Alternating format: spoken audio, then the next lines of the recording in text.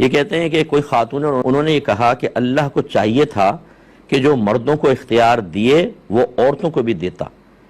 قرآن و سنت کی روشنی میں ایسی عورت کے بارے میں کیا حکم ہوگا؟ میری ایسی تمام بہنیں جو زیادہ علم حاصل نہیں کرتیں اور وہ اللہ تبارک و تعالیٰ کی تقسیم کو عقل کے ترازو پہ تولنے کی کوشش کرتی ہیں، وہ اکثر اسی قسم کے جملے کہہ کر دائرہ اسلام سے باہر ہو جاتی ہیں، کیونکہ یہ صراحتاً اللہ تبارک و تعالیٰ کی تقسیم پر اعتراض ہے۔ اللہ کو چاہیے تھا کہ عورتوں کو بھی ویسا دیتا، اس کے اندر اس کو نہیں پتا تھا، وہ پوری کائنات کا نظام چلا رہا ہے۔ خدا را ذرا اللہ کی معرفت حاصل کریں جو ہمارے گھروں میں سب سے کم ہے۔ ہم بات ہی نہیں کرتے اللہ تعالیٰ کے بارے میں، اس کی توحید، اس کے عشق، اس کی محبت کے بارے میں،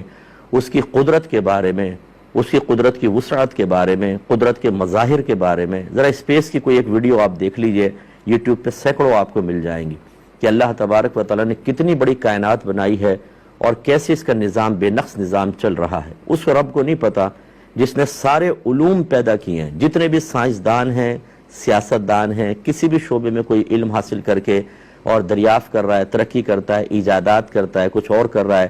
یہ سارے علوم اللہ کے پیدا کردہ ہیں، اللہ تبارک و تعالیٰ نے عطا فرمائے ہیں۔ پوری کائنات میں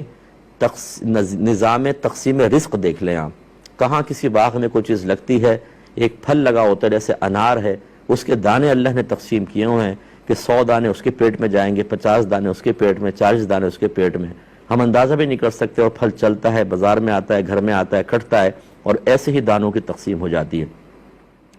اگر کراچی کی آبادی 3 کروڑ کی ہے، اس میں ایک آدمی فرض کریں روزانہ 1 کلو پانی استعمال کرتا ہے، تو 3 کروڑ کلو پانی تو ڈیلی چاہیے، اور اللہ تبارک و تعالیٰ کراچی پورے پاکستان کی آبادی 30 کروڑ ہے، پھر دنیا کی دیکھیں کیسا انتظام فرمایا اور میٹھے پانی کا۔ لیکن اللہ تعالیٰ کو معاذ اللہ حکمت نہیں پتہ تھی، ان خاتون سے پوچھ کر کرنا چاہیے تھا، معاذ اللہ ثم معاذ اللہ، خدا را ایسا نہ کریں۔ آپ کی معرفت چونکہ کم ہے، اور اس میں بڑا قصور ہمارے سسٹم کا ہے، گھر کا سسٹم، مساجد کا سسٹم، ہمارے اسکول، کالج، یونیورسٹی کا سسٹم، کہ اللہ تعالیٰ کی جیسی معرفت دینی چاہیے وہ معرفت حاصل نہیں ہوتی، بلکہ المیہ یہ ہے کہ ایک سطحی قسم کی چیزیں بتا دیتے ہیں۔ اللہ تعالیٰ ہمارا خالق ہے، مالک، اس نے ہمیں پیدا کیا، اور باقی پھر کچھ ایسی موویز دیکھی جاتی ہیں جس میں کوئی اپنے خدا کا مذاق اڑا رہا ہوتا ہے، اس پہ طنز کر رہا ہوتا ہے،